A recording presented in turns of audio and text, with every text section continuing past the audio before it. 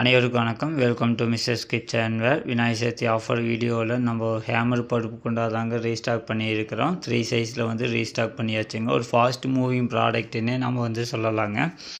அந்த அளவுக்கு குயிக்காக வந்து காலியாகிற ப்ராடக்ட்டுங்க இந்த ஹேமர் பருப்பு குண்டா. நம்ம எப்போ அப்லோட் பண்ணினாலும் இந்த ப்ராடக்ட் வந்து நமக்கு குயிக்காக காலியாகிடுங்க. அந்த அளவுக்கு மோஸ்ட் டிமாண்ட் ப்ராடக்ட்டுன்னு நம்ம சொல்லலாங்க ஹேமர் பருப்பு குண்டா.